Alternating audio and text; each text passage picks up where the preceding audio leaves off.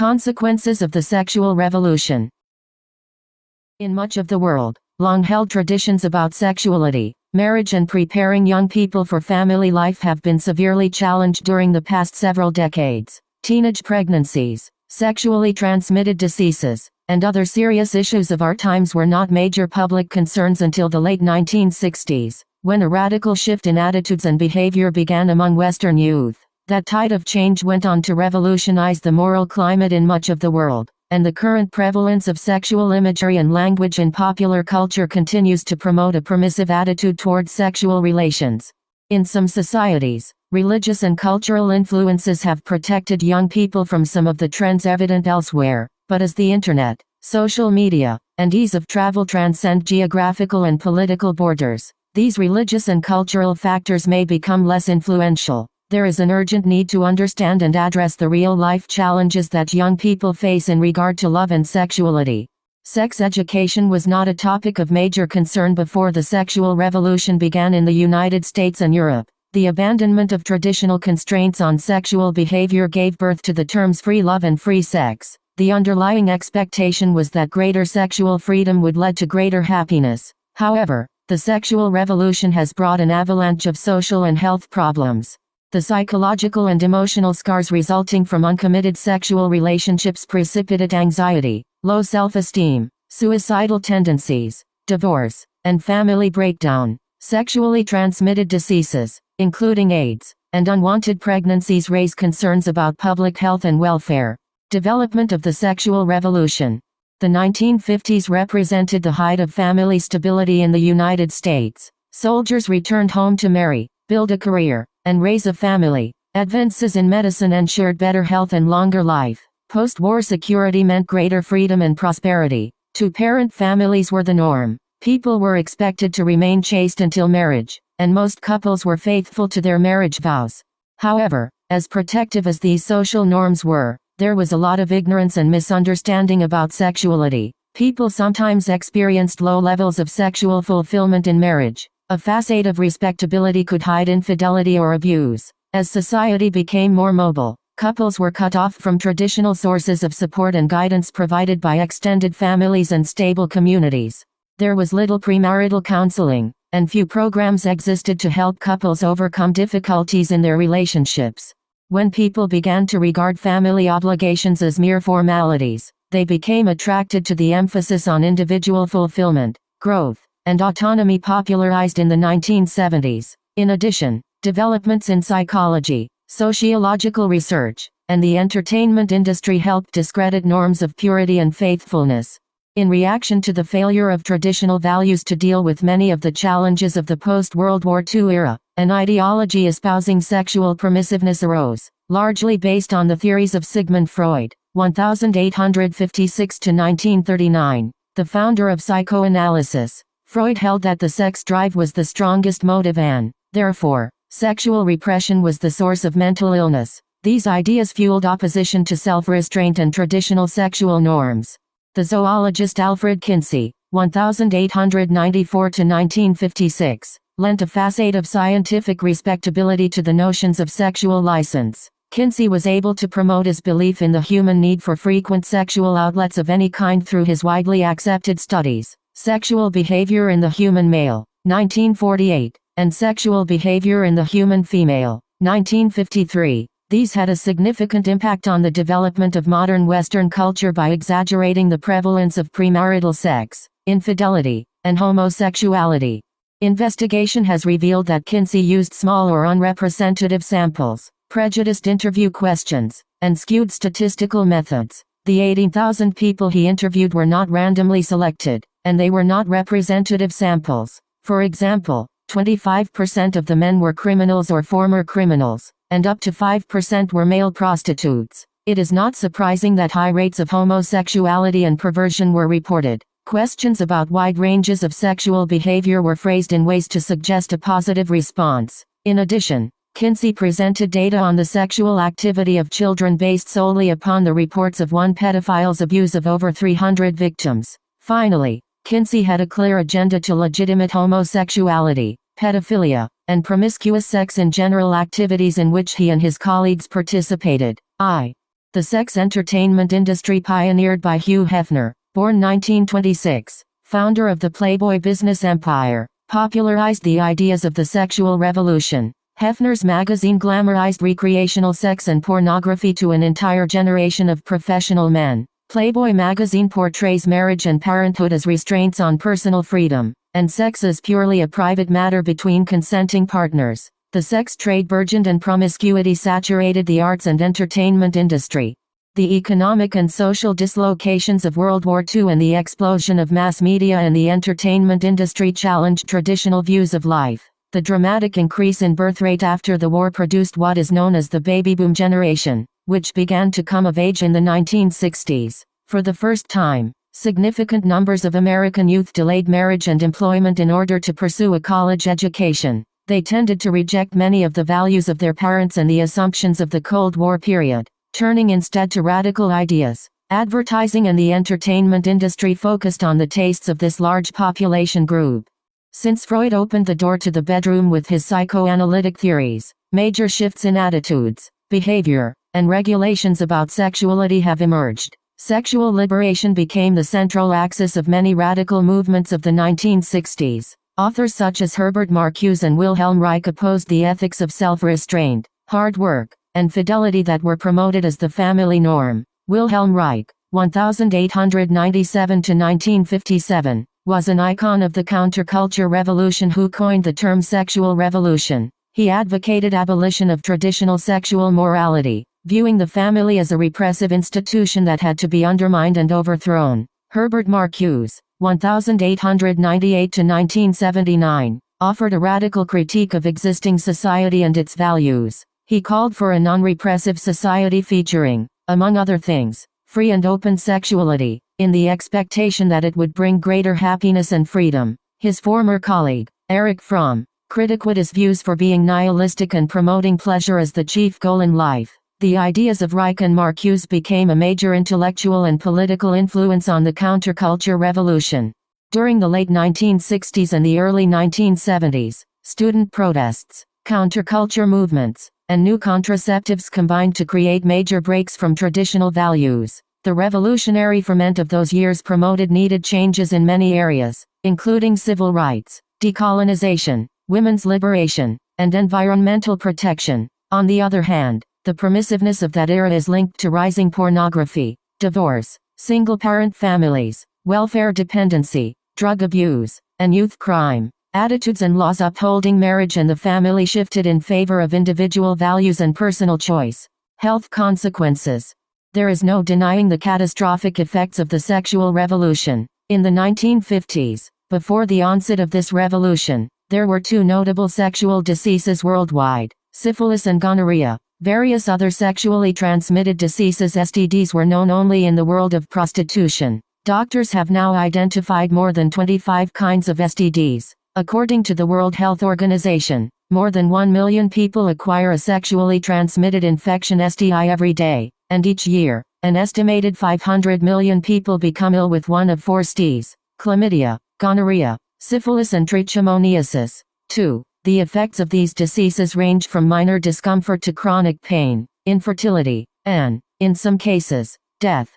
Of all the sexually transmitted diseases, HIV/AIDS has raised the greatest concern and has received the most attention from the media. An obscure disease discovered in 1981, AIDS, acquired immune deficiency syndrome, has affected millions of people. There are currently, 2013, over 35 million people living with HIV/AIDS. Even with the medical advances, an estimated 1.5 million people died from AIDS-related causes. 3.2 million children under 15 years old are living with HIV, most of them contacting it from their HIV-infected mothers during pregnancy, childbirth, or breastfeeding. 3. The mother's greatest joy is to give life, love, and nourishment to her child. Such children, and the orphans of parents who died of it, are the most innocent victims of the disease.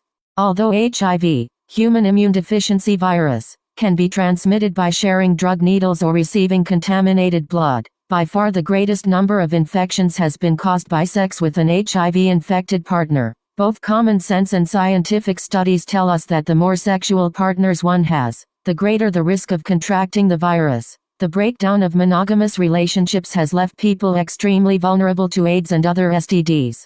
The AIDS epidemic is related largely to lifestyle, which means conscious choices. AIDS is not merely a medical or health crisis, as it is usually portrayed in the media, but also a moral problem that requires a moral solution. Even if an effective vaccine or cure were to be found, AIDS would still not go away. Cures exist for many serious STDs, yet they persist. AIDS thrives because of a climate of sexual promiscuity and illicit drug use.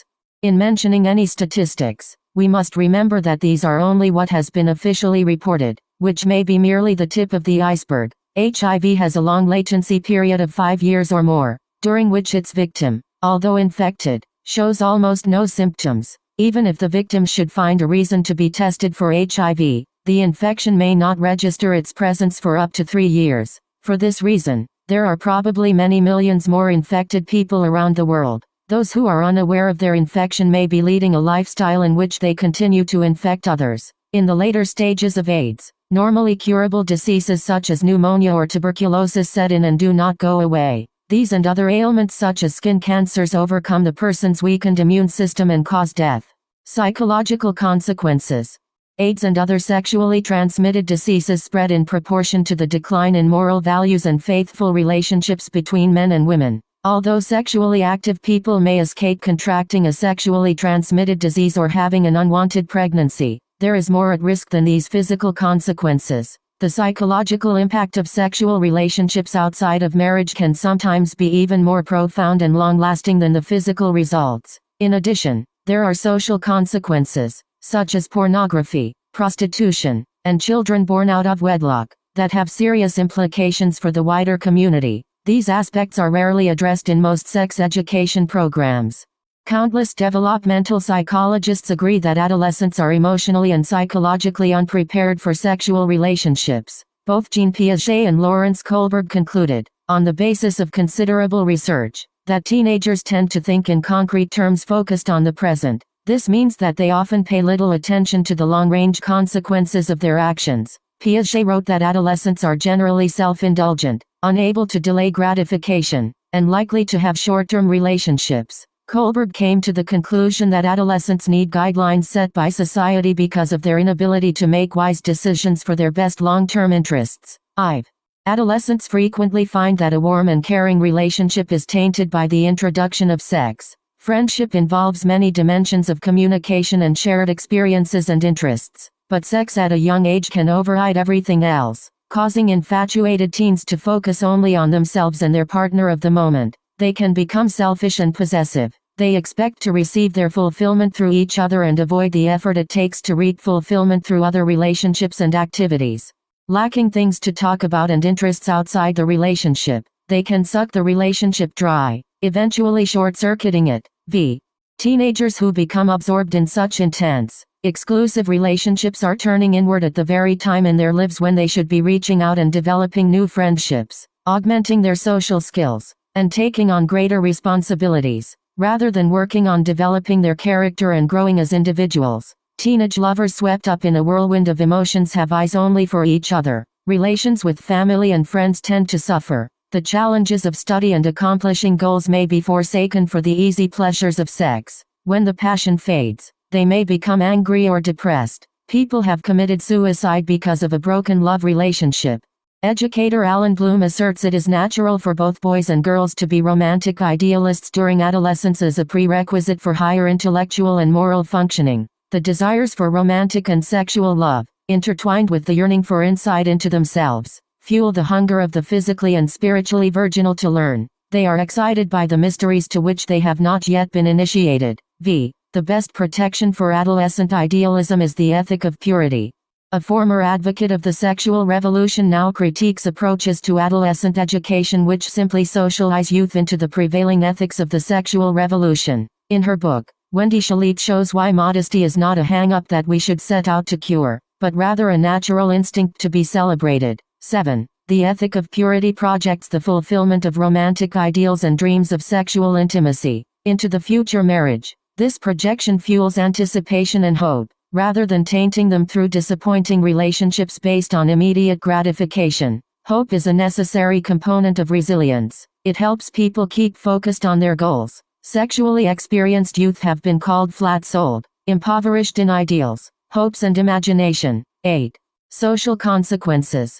Sociological research confirms that there are numerous negative social consequences associated with adolescent sexual relationships. Among sexually active American girls aged 12 to 16, there are 6 times as many attempted suicides as among virgin girls of the same age range. They are 18 times more likely to leave home prematurely, 9 times more likely to be arrested by the police, 5 times more likely to be suspended from school, and 10 times more likely to abuse drugs. 9. The sexual revolution claims that mutual consent is all that is needed to legitimate a sexual encounter, rather than boys being challenged to elevate their view of love, sex, and girls. Girls are being pressured to give in to the impulses of the moment. Girls are particularly at risk, since premature sex can stunt the development of their identity. As one American psychiatrist remarks, a girl who enters into a serious relationship with a boy very early in life may find out later that her individuality was thwarted. She became part of him and failed to develop her own interests or her sense of identity. A breakup is usually harder on the girl than on the boy. This is because girls tend to become more emotionally involved than boys. Only later, as a boy matures, may he realize the hurt he caused through uncommitted sex.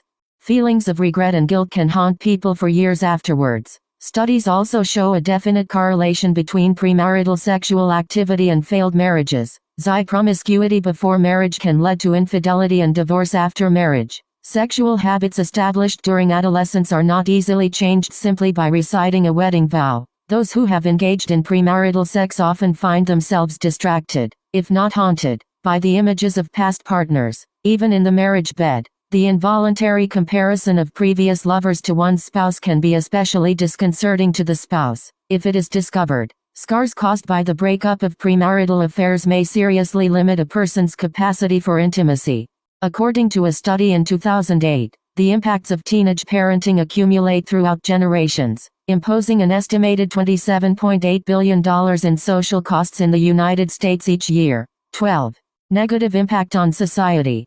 An intricate connection between sex and the forces of love, life, lineage, and conscience extends the influence of sexual behavior far beyond its effects upon the two individuals involved. Complex issues arising from promiscuity have a negative impact upon families, communities, and nations, as well as the physiological and psychological health of sexual partners. Pornography. Many people consider pornography to be a way to obtain harmless pleasure, but a U.S. Attorney General's report, 13, and several independent studies have shown conclusively that this is not the case. There is a correlation between the increase in pornography and the increase in rapes and sexual violence. Long-term exposure to pornography creates an emotional withdrawal, greater acceptance of violence toward women, less sympathy toward rape victims, and desensitization to violence. 14. Such images of easy sex with willing women and children are linked to soaring sex crime rates. There is evidence that pornography often correlates with organized crime and drug trafficking. Prostitution. Like pornography, the business of prostitution and the practice of sex outside of marriage feed upon each other. Prostitution reduces whole persons to the economic value of their sexual organs. Prostitutes themselves are often unwilling victims, trapped in the trade by force, shame, poverty, or addiction. The clients of prostitutes contribute to the destruction of other human beings. The sex trade multiplies disease among both prostitutes and clients. Prostitution is responsible for the enslavement of millions of girls, boys and women. The International Labor Organization 2012 estimates that there are 4.5 victims dealing with forced sexual exploitation globally. 15. They are often doomed to a short life of degradation, violence, disease, and despair. Children born out of wedlock.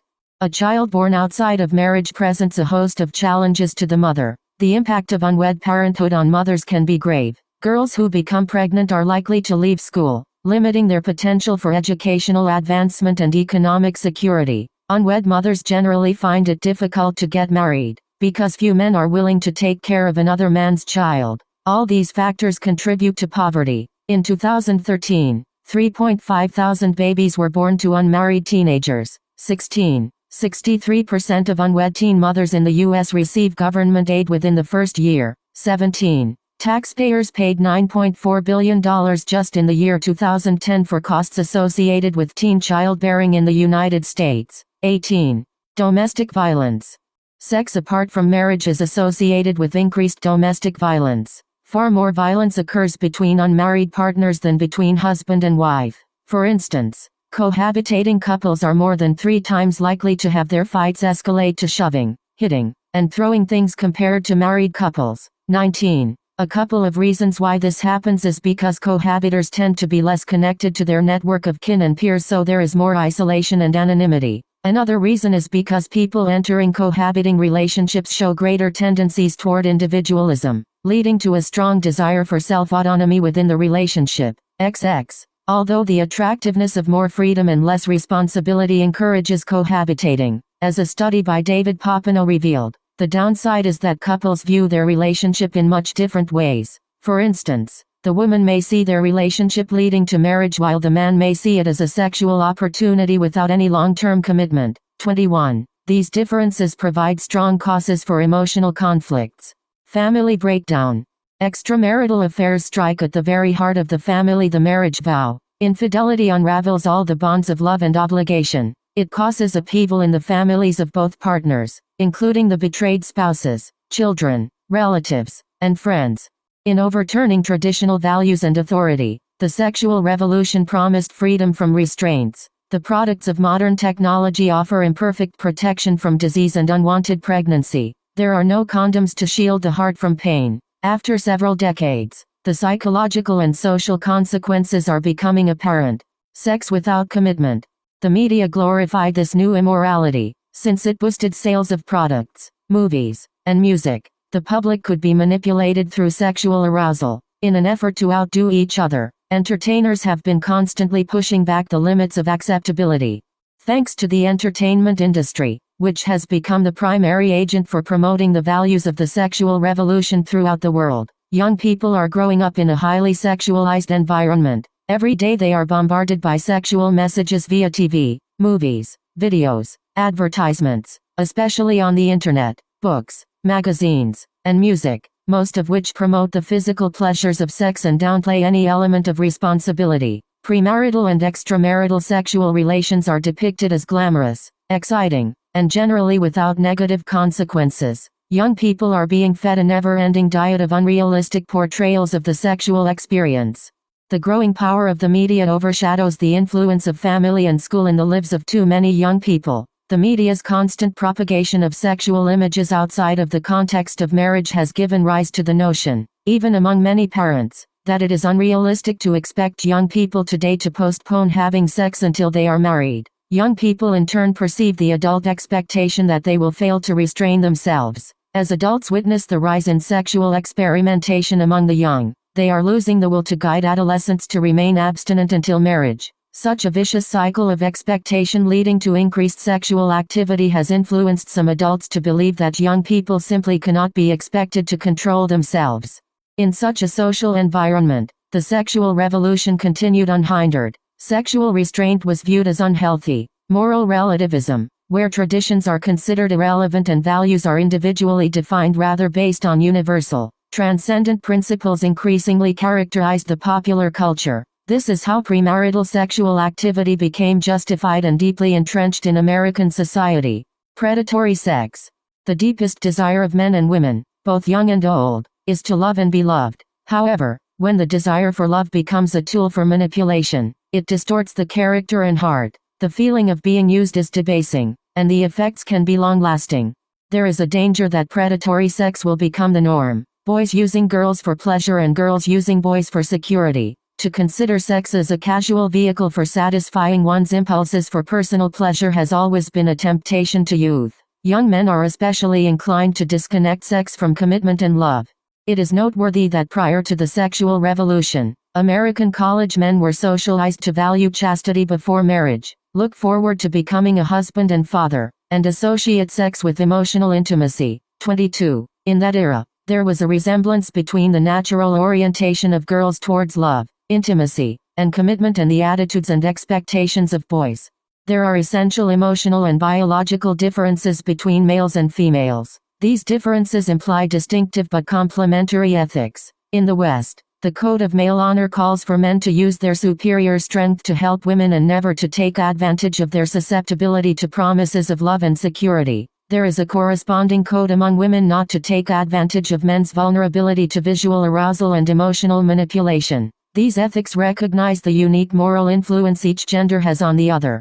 However, Playboy magazine mocked purity and family life by promoting sex apart from commitment and love. By 1968 it was the most popular magazine among college men. Within 4 years it reached half of all male professionals in the United States. The magazine legitimated young men's tendencies to seduce women and then discard them. It glorified bachelor pleasures over preparations for a responsible and unselfish partnership with a wife. 23. This predator mentality fueled a growing discrepancy between masculine and feminine expectations regarding sex and marriage. In reaction, feminism advised women to avoid victimization by lowering their romantic expectations and enjoying casual sex as much as men. Plus it encouraged women to compete with men in using sex for dominance. Notes.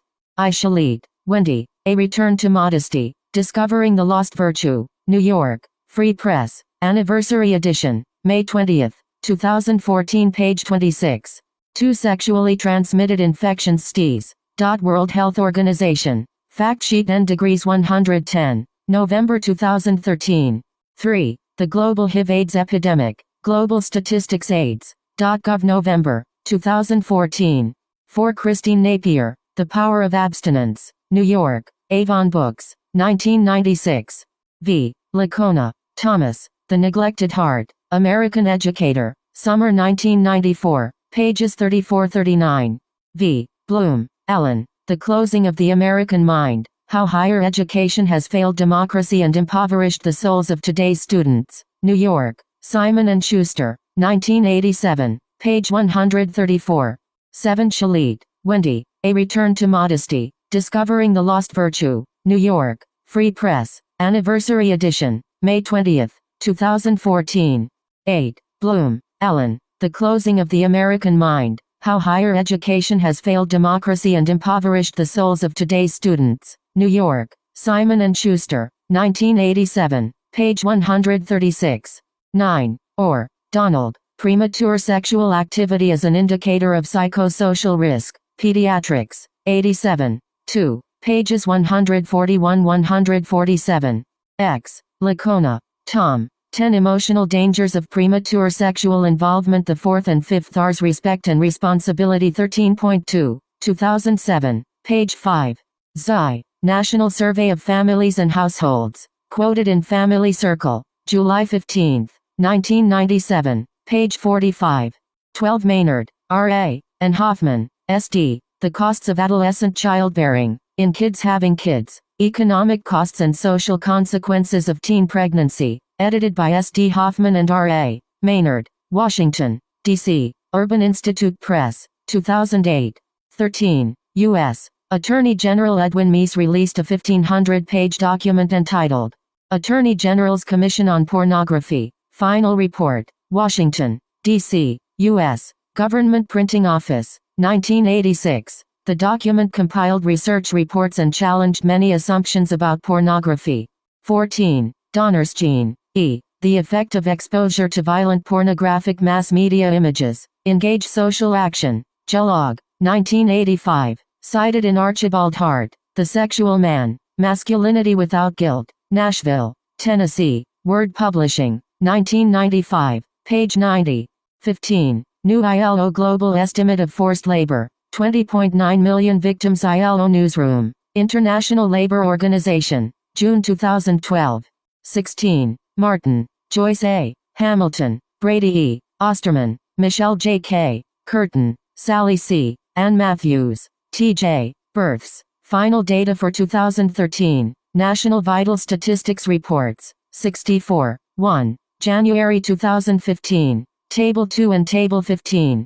17. The National Campaign to Prevent Teen and Unplanned Pregnancy, Why It Matters, Teen Childbearing, Education, and Economic Wellbeing, July 2012, page 1. Information was derived from the Census Bureau's published analysis.